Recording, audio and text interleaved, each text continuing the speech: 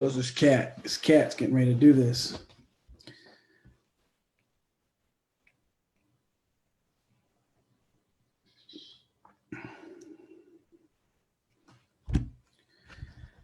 Well, good afternoon and welcome to your drive home. It is Derek Butts with Assist You to Win, the connecting place for winners.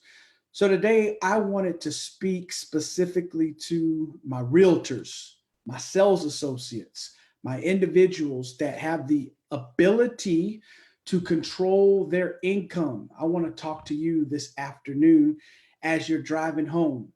So this week I've had a great week. I've been able to speak to Keller Williams, to the Marine Group, to Inc. Realty. So I've spoken to three different groups, and I've really been going and charging them up from the aspect of your strategy is going to determine the level of income you receive. So if you're in any type of sales, you can pick some principles up today. I'm going to spend about 10 minutes with you as I talk to you in regards to what it is that you get to do. So three words really shape what I'm going to talk about. And those three words are opportunity, capacity, and strategy.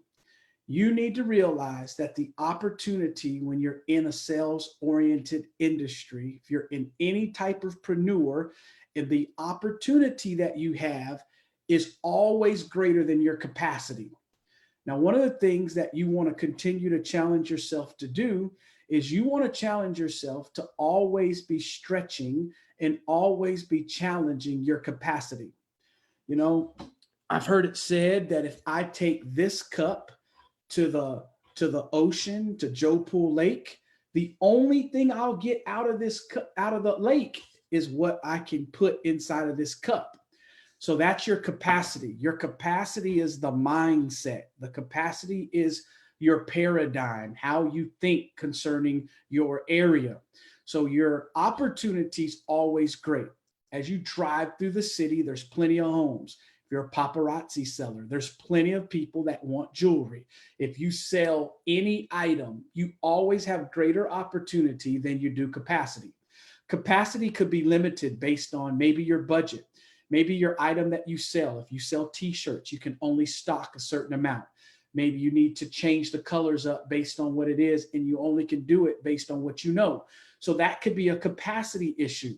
So we want to make sure that our strategy that we come at and attack our business with allows us to expand our capacity and maximize our opportunity. I'll say that again. Your strategy ought to expand your capacity. You should think for more, expect for more. You should go after more. At the same token, it helps you to maximize your opportunity. So I'm going to use today realtors just because this week I was able to share a lot in that arena. So I'm going to use an example from there.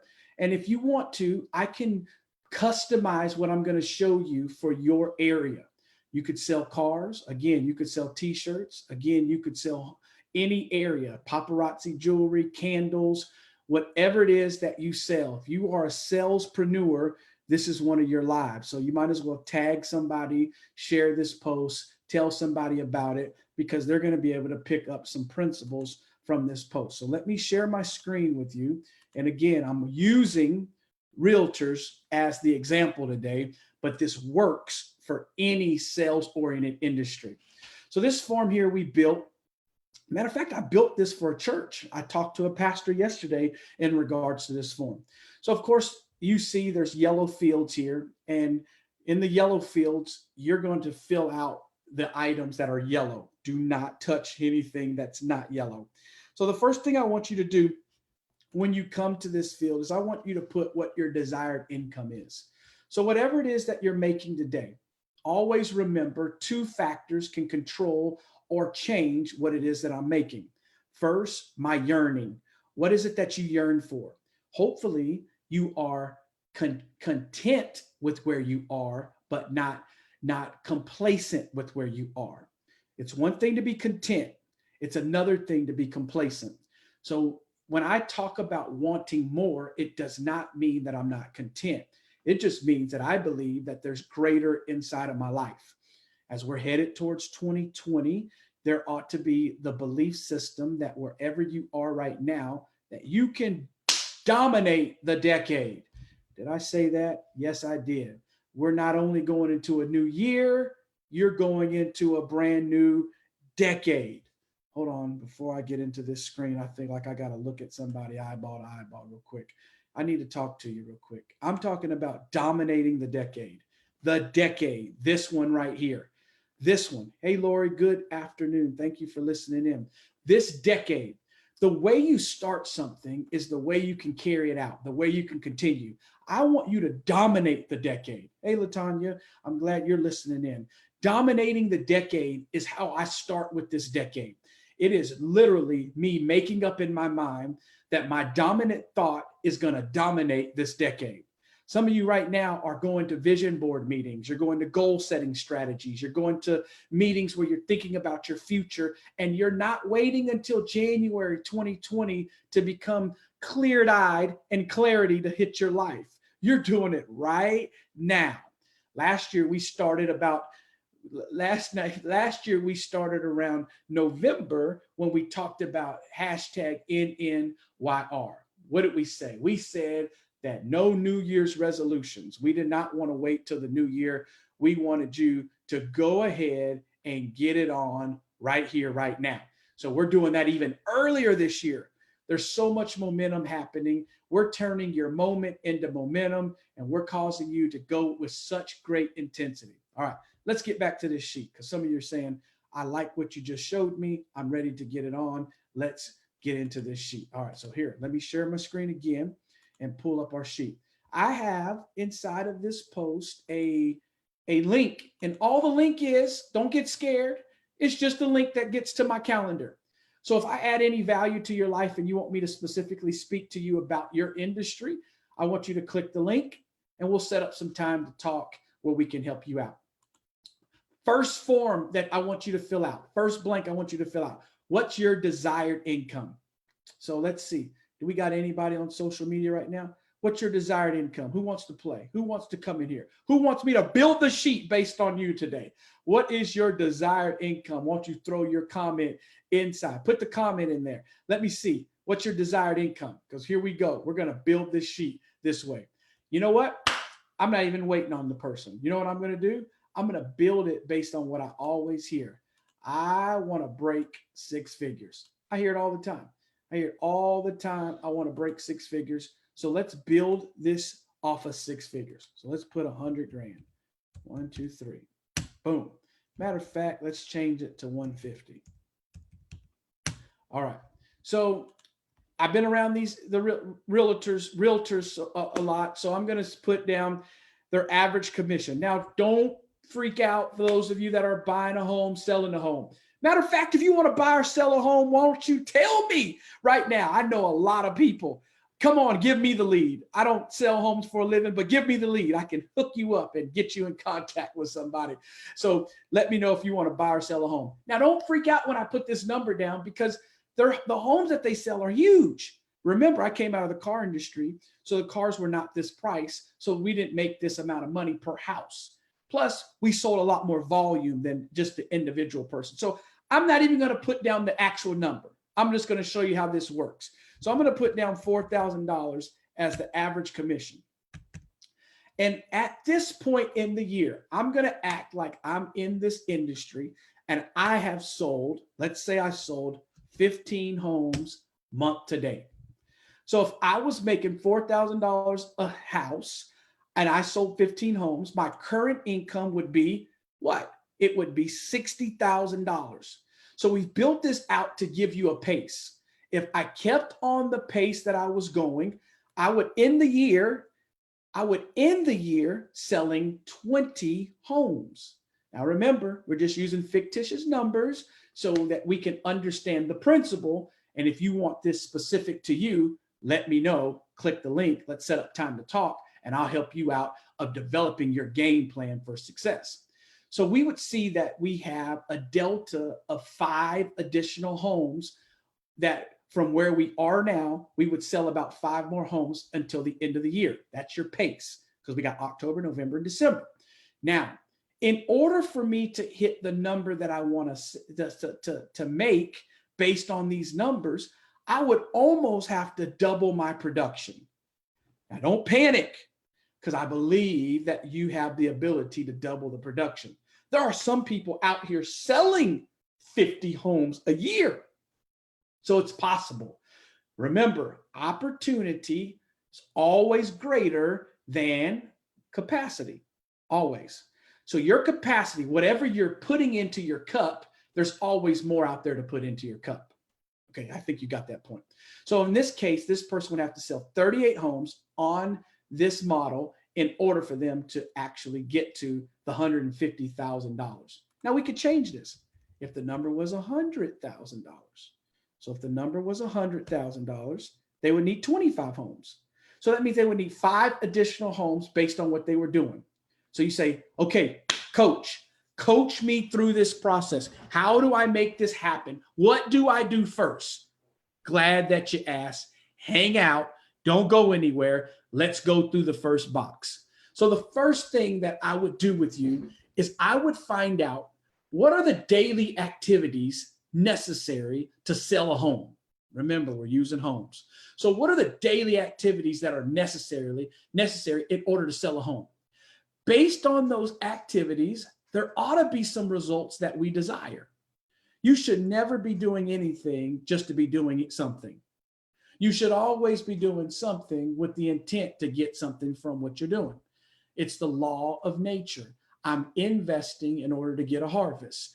I'm saying no in order to say yes. I'm saying yes so that I could say no to this. So we're always having activity, and my activity should not be busyness. It should produce productivity.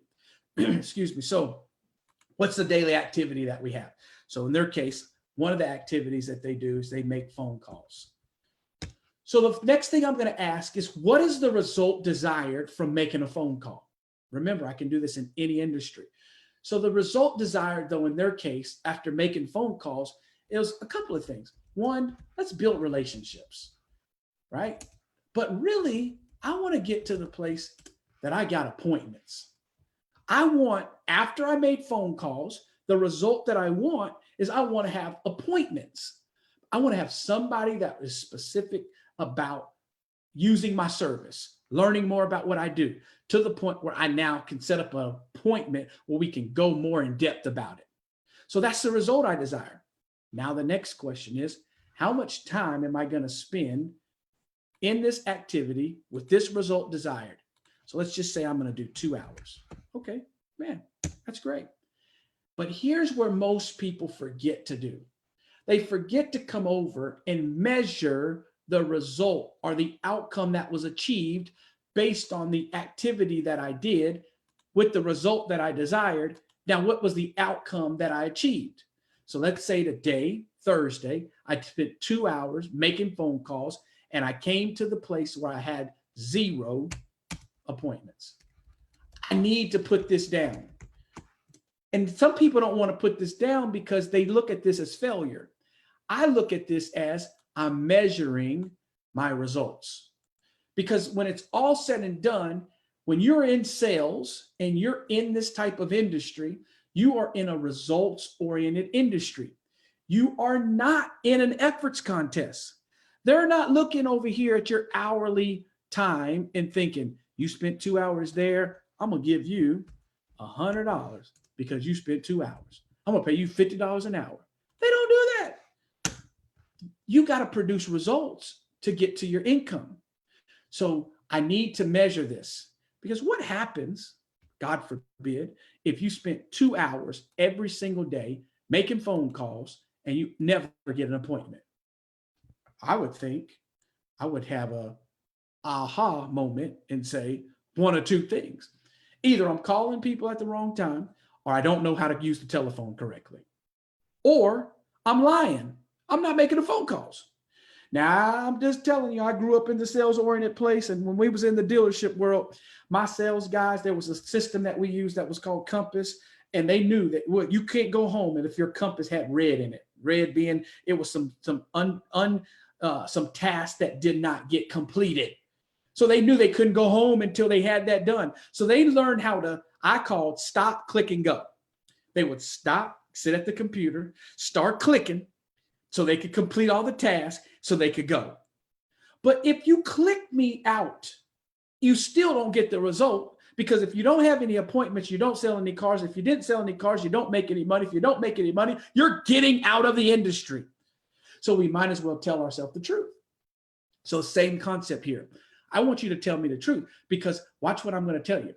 When I start measuring the time I spend and the results I get, it's going to alter the time I spend for the results I'm going to get. I don't want to spend a lot of time with zeros. I either need to get trained on the phones, or I need to find a different system that's going to lead me to leads, lead me to people, lead me to contacts, because there's more things to do than just one way. Now, this is a good daily discipline to establish, but I'm going to tell you that there's other things that I can do in order for me to generate business. All right. Now, you know what? I'm going to stop here today. And I'm going to do a part 2 of this. And some of you are thinking, oh no, don't stop now, because I know you got more to say. Well, I'm going to stop right here, because I want to make sure that you get this first point. And then the next thing that I'm going to do is we're going to build upon this area. So I'm going to put something in the comments real quick that I want you to make sure the next time I go live about this, I'm going to be on my Assist You to Win page. Matter of fact, I'm going to tell you when I'm going to go live. I'm going to go live. Oh, let me put it in here. Let's do it tomorrow morning at 8:15 a.m. on my Assist You to Win page. So I just put in there, part 2 is going to be right there. All right. So I will see you guys tomorrow on the Assist You to Win page when I continue this lesson on sales and how to increase your money and to make sure that you have the right activity that gets you the right results. Hey, enjoy your ride home. I'll see you back tomorrow morning, 8:15 a.m. I'm going to clear my calendar. I'm not taking any appointments tomorrow morning, because I'm going to be right here with you. But remember, I'm going to be on my Assist You to Win page as we go through part 2 of how to make that money.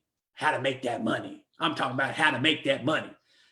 Bones Thugs and Harmony said, I got to make that money, man. I got to make that money. All right. As you head on your way home, I got to tell you, doesn't matter your age or stage or race or place, whatever you do today, I want you to win. You're born to win. You're destined to win.